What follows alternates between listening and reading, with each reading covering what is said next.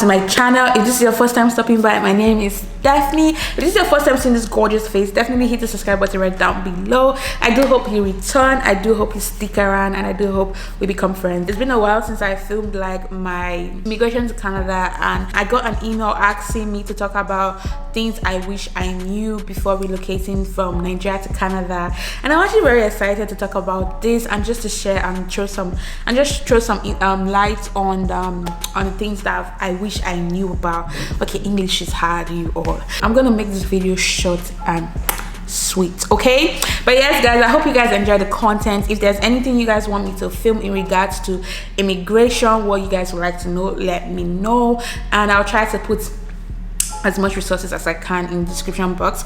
But I don't think there'll be any need for any resource for this particular video because it's just talking about things I wish I knew. So yeah, my name is Stephanie. I'm a Nigerian in Canada. I am an Igbo girl living in Halifax, Nova Scotia, and yeah, I would like to talk about the things I wish I knew before leaving my humble abode Nigeria to come into this big country, Canada.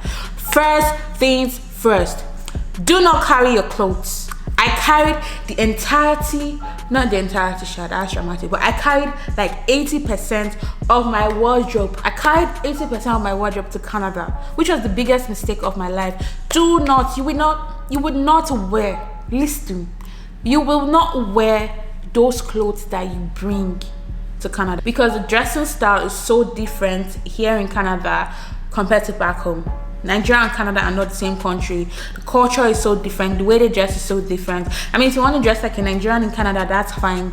Do you, boo? Do you? Bring your clothes. But I promise you, you will end up changing 90% or 100% of your closet because everything in your closet doesn't work. They have different weathers. If you're coming for school, you're most likely either coming in August when it's already getting cold, or you're coming in January when it's already cold. So bringing those summer clothes you wear in Nigeria in the hot weather, it's not going to serve any purpose. Rather, bring Nigerian ingredients.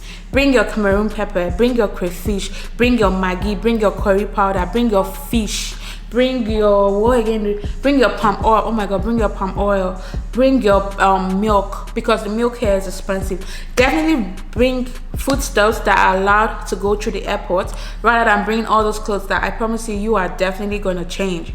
You are not going to wear them. If you wear them, it's just for the first few weeks until you have money to change them, or even change them immediately. Definitely don't make the same mistake I made, and please do not bring clothes. Bring food items, because I wish I did that. Nigerian food stuffs are very expensive, and depending on what profits you're going to, make sure you carry your Nigerian food stuff. If you're a student, if you're coming over from Nigeria to Canada to study, make sure you have a Nigerian bank account. Make sure you have your Nigerian card where you can withdraw money from. It makes your life 100 times easier. I wish I really did not allow my card to expire. When it expired, I wish I renewed it immediately rather than to allow my account to lie dormant. It's actually very important when your parents want to send you pocket money, when you need some money, some impromptu money, instead of them going through the longer process of sending you money. Like literally just put it in your Nigeria bank account, and you can just literally withdraw it from any ATM. So definitely, obviously there are charges, but it's actually very nice to know that you have that option of your Nigerian card money being in your Nigerian card. I remember when my Nigerian card was working, I barely touched the money in my Nigerian card, but when I was desperately in need of money, my Nigerian card came in handy before it expired. So you definitely need your Nigerian bank card. Please have a Nigerian bank card. Do not allow your account to go dormant. Do not allow them to close out your account. Make sure you renew your debit or credit card every single time when it expires. That's actually very important. You need a Nigerian card, especially if you're a student, you're a young adult coming all the way from home, leaving your parents' nest to this country. You definitely need a bank card. Okay, so since we're on the issue of bank cards and banking accounts, and one thing I would advise you guys is when you come to this country, there's something called credit card. As a young girl coming here, I really did not understand the concept of credit card. I knew there was credit card, but I really did not truly understand the deep meaning of a credit card. It is very important you understand the meaning of credit card. Most things in this country are not paid out fully compared to Nigeria. Like if you're buying a phone, you pay for it fully. If you're buying a car, you pay for it fully. If you buy your house, you're paying for it fully.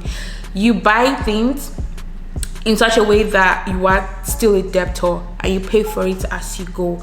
So when you come to this country and when you're of age, the bank would definitely offer you a credit card.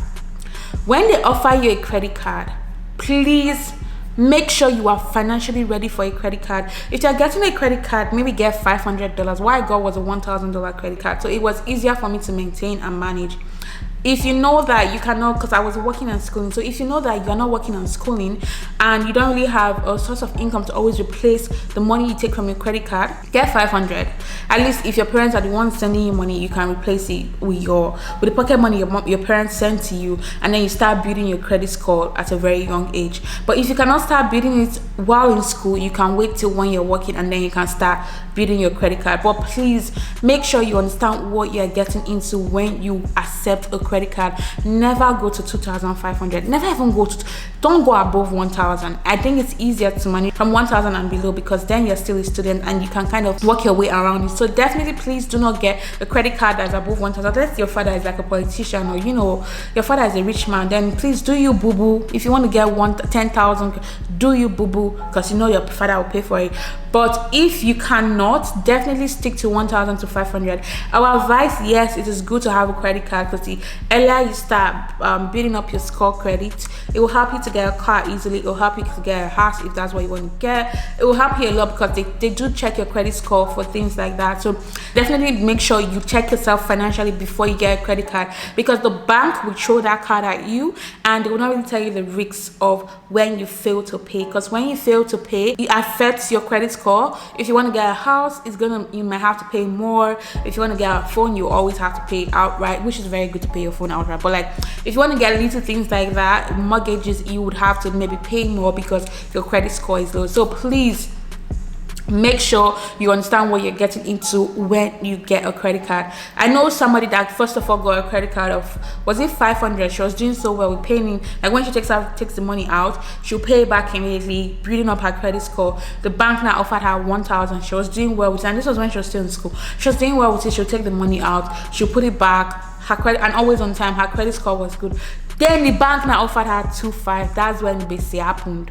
The girl right now pays over $300 in interest, because 2,500 is a lot. So make sure you know what you're getting yourself into before you accept a credit card. Even if your bank is like, oh my gosh, you're doing so well with handling the little money we've given to you, would like to increase it, that money will be tantalizing. That money will be like, oh my god, 2,500 of not your money. Please reject it. Next thing I want to talk about is make sure you do your research on whatever province you are coming to in Canada. Before you decide on the province you want to go to, do your research. There's Alberta. Alberta is a very beautiful province, but it's very cold. Like the mountains is just gorgeous. It's cold. Are you someone that can survive the cold? P.I.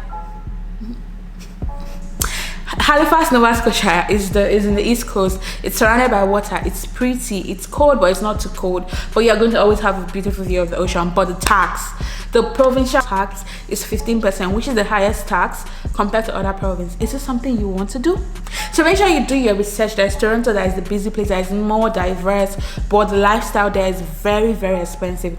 Can you really afford that kind of lifestyle? So you have to do your research, figure out the lifestyle, the weather, the tax, their provincial tax, what works best for you. Do your research, because it's very important. Of course, the tuition fee will also play a factor.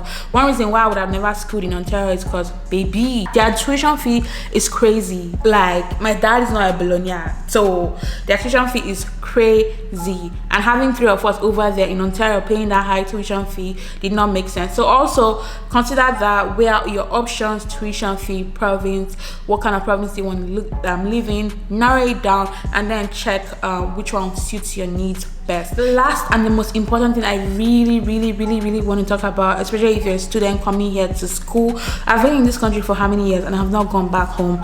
Please spend time with your loved ones, your grandma, your grandpa. I remember when I was young, obviously I really did not understand what it means to spend time with your loved one, and knowing that your loved one, anything could happen and your loved one could pass on, and you don't really have a lot of time as much as you think. And I remember when I was leaving, I spent just a day with my grandpa. I don't even think it was up to a day, and I wish I kind of like spent a week with him. No, if I had known that coming to this country he will pass on while I'm still here and I will not be able to attend his burial. And it's just sometimes I think about it, and I'm about to go back to Nigeria, but just thinking about the fact that I'll go back to Nigeria and I will not see my grandpa is kind of sad. And I wish I really enjoyed each moment I had with him. Either ways, the point is that spend time with your loved ones, with your grandparents. You don't know what's gonna happen. Time is really short. The older you get, the older your loved ones get, your grandpa, your parents get. So make sure you do spend a lot of quality time with the people you love and care so deeply about, because you come to this country and if you're a student that your parents are not completely rich, you know, the money that you would use for flight ticket, you guys rather use it to pay for your tuition than to pay for a flight ticket. And that's what we did in our case. There were 3 of us, and imagine sending 3 kids back home. We rather just use that money for our tuition fee. So please, please, please, it is very, very, very important to make sure that before you leave the country that you spend time with your loved ones. I think those are the few things I wish I knew before coming over to this country.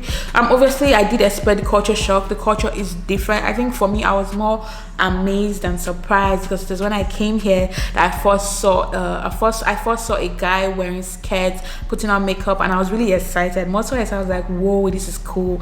But yeah, the culture shock is real, so make sure you are aware and you are prepared about that. The weather, of course, is cold, it's freezing. Make sure you're ready for that. But those are the few things I wish I knew before moving to Canada.